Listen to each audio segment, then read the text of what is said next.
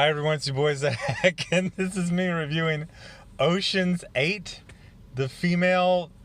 Well, it's not actually technically a soft reboot or a remake, it's just a continuation.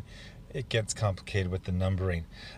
Yeah, so one of the things SJWs always say when they fail at something is they're like, we're not into comics for the money, we do it out of the love. It's like, well, I'm in it for both. But this channel is just like, I started it just as a fallback, and then like a year later I started doing movie, but sometimes I'll go like weeks or months without any new videos. And then I used to kind of stay to a rule of like, let's keep this like genre, geek stuff, action, sci-fi. Now I'm doing Ocean's 8. So that being said, I'm going to bring it back. I'm going to bring it back. We're going to do some sci-fi stuff, superhero stuff. I'm going to watch the New Mutants. So I'm going to get back on target. I just got one more video to do. So in my very low view video on all of the Ocean's 11, 12, 13 movies, I pointed out that I kind of hated them. And when I liked them, I hated my, like when the scene is bad, I hated the filmmakers, but when I enjoy it, I hate myself. Like there's something about it that just bothers me on a fundamental level. That being said, at the end of it, there was enough that I liked from the trilogy that I was like, didn't they do didn't they do like a soft reboot or a remake like a decade later? And well, it was 11 years later. And no, it's just kind of a, I don't know, not, it's its own thing. Here's what I will say flat out. This is a movie that, like, just like any Hallmark movie, is very specifically made for women. And it does that, I'm not going to say masterfully, let's just say very well. It is directly on target. In the Marines, I was infantry, but you would do all sorts of different type of training.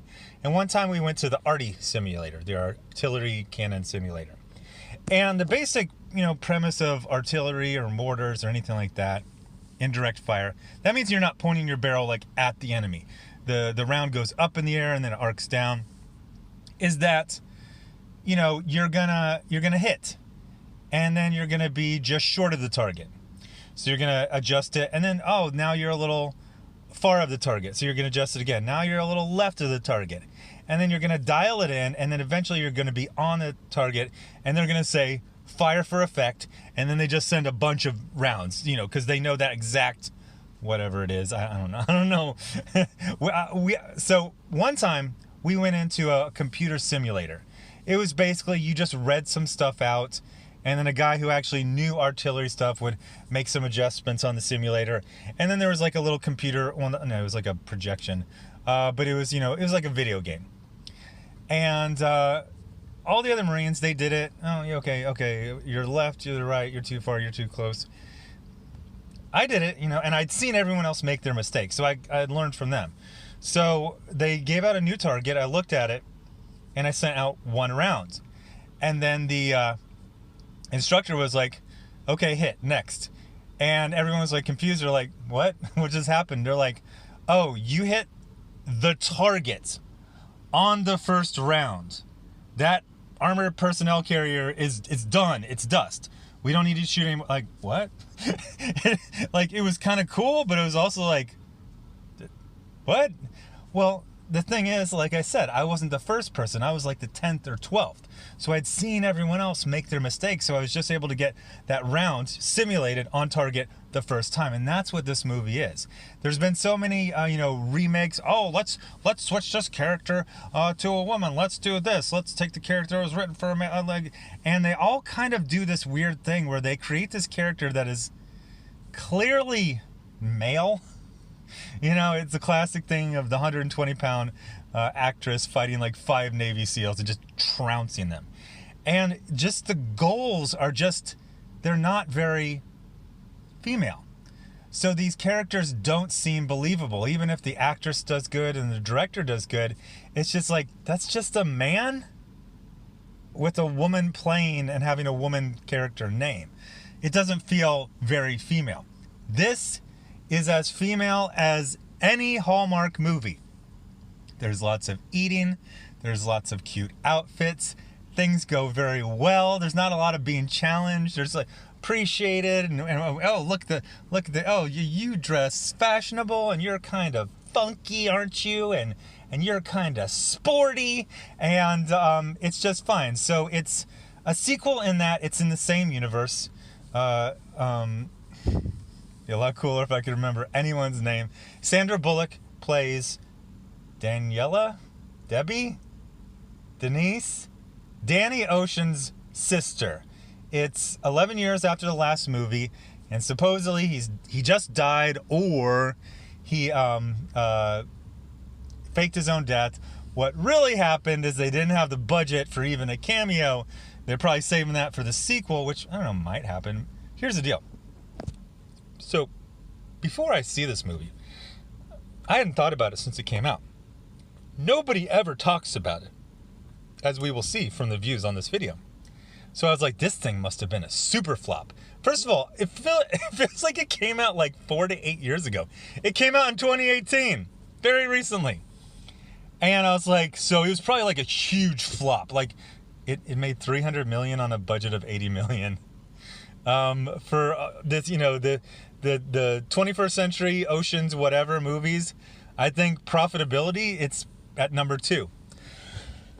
Very, very successful, incredibly successful. In fact, the general rule for, you know, profit is you need to make about 2 to 2.5 times your budget.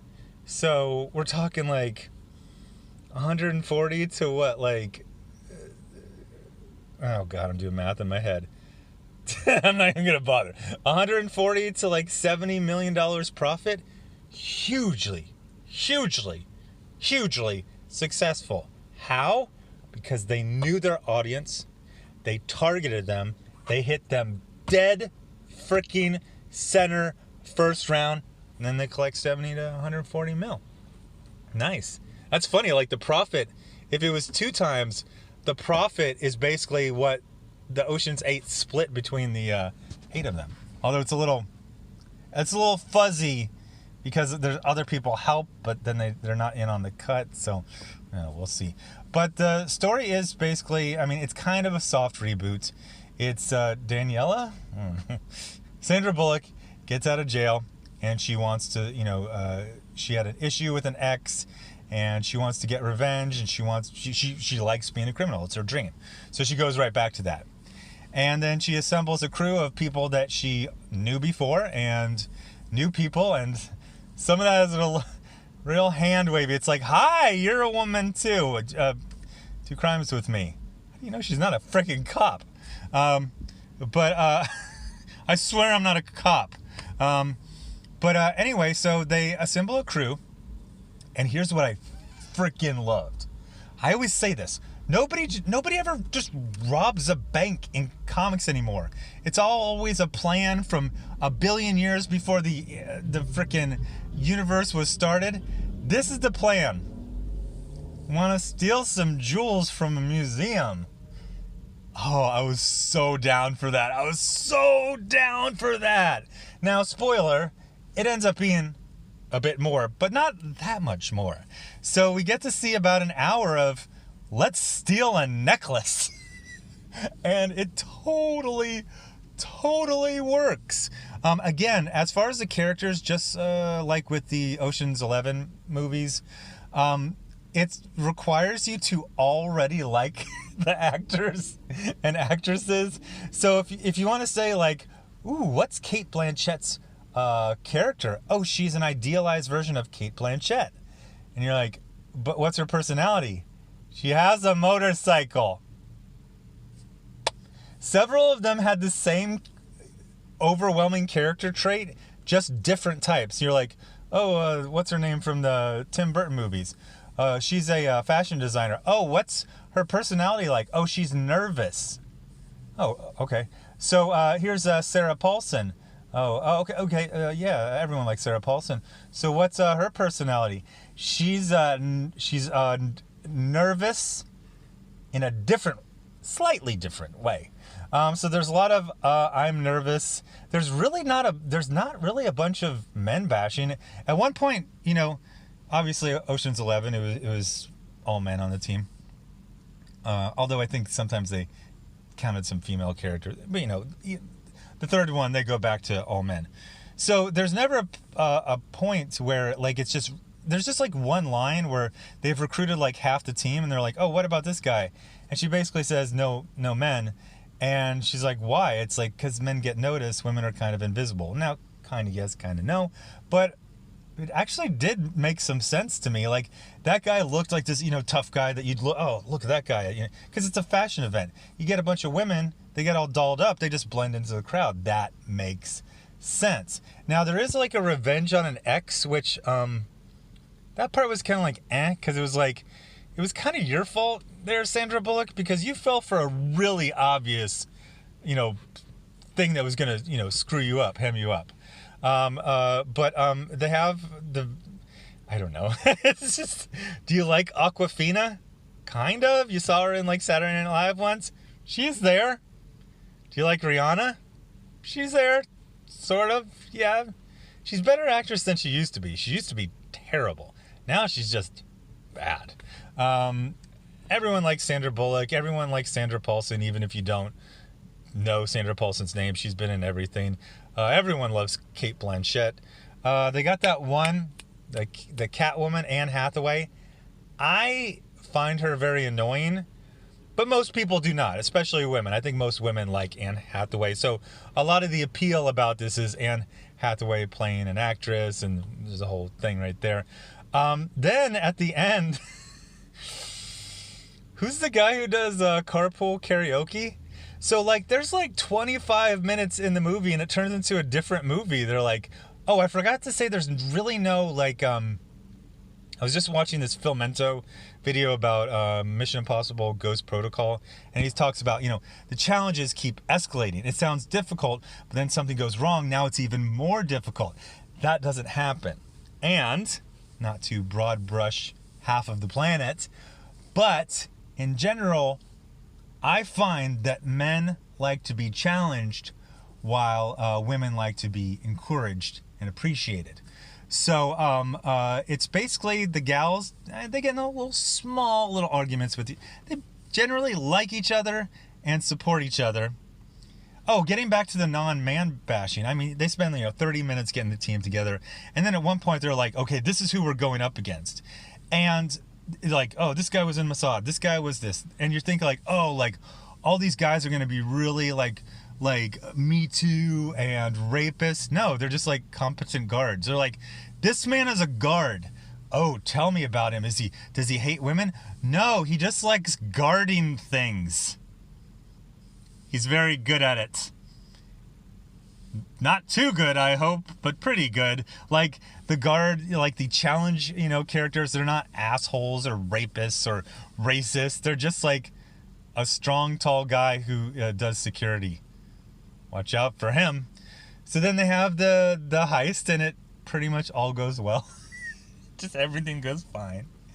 And I think that's why it did so well. I think, one group of gals went to see it, and then they would go to work on Monday. They say, oh, we saw Ocean's 8. Oh, it was me and the gals. We had a great time. And so the other gals were saying, oh, I guess my invitation got lost in the mail.